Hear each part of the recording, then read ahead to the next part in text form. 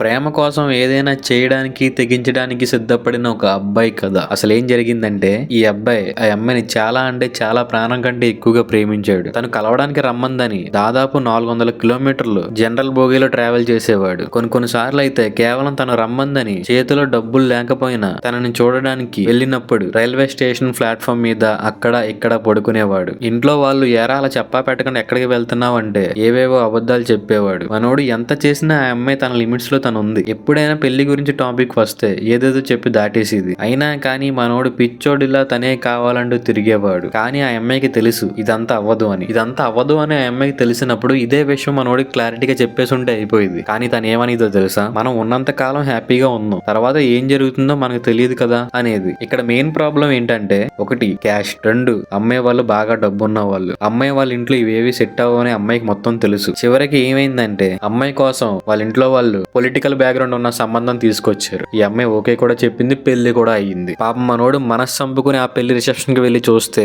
అక్కడ ఆ అమ్మాయి అందరితో డాన్స్ వేస్తుంది. అది చూసి తట్టుకోలేక ఇంకా మనోడు తాగుడికి బానిస అయిపోయాడు. ఈ అబ్బాయి ఆ అమ్మాయి జ్ఞాపకాలతో తాగుడికి బానిస అయిపోయి ఎందుకు పనికి రాకుండా పోయాడు. ఈ స్టోరీలో అసలు తప్పు ఎవరిది, అమ్మాయిదా అబ్బాయిదా? నేనైతే అమ్మాయిదే అని అనుకుంటున్నాను. ఎందుకంటే పెళ్లి గిల్లి అదేది అవ్వదు, మనం ఉన్నంతకాలం మనం టైం పాస్ చేసుకుందాం, ఇద్దరు ఎంజాయ్ చేద్దాం అని క్లారిటీగా చెప్పేసింది అనుకో మనోడికి. మనోడు కూడా పాపం అలాగే ఉండేవాడు. అవేమీ చెప్పకుండా తన దారి తను చూసుకుని వెళ్ళిపోయింది. ఈ రోజు మనోడు ఎందుకు పనికి రాకుండా పోయాడు. ఒకవేళ అలా క్లారిటీగా చెప్పేసాం అనుకో, ఇష్టమైతే ఉంటారు, లేకపోతే వాళ్ళ లైఫ్ వాళ్ళు చూసుకుంటారు. అవునా కాదా? ఈ స్టోరీలో తప్పెవరిదని మీరు అనుకుంటున్నారు? కామెంట్ లో రాయండి. మంచిది.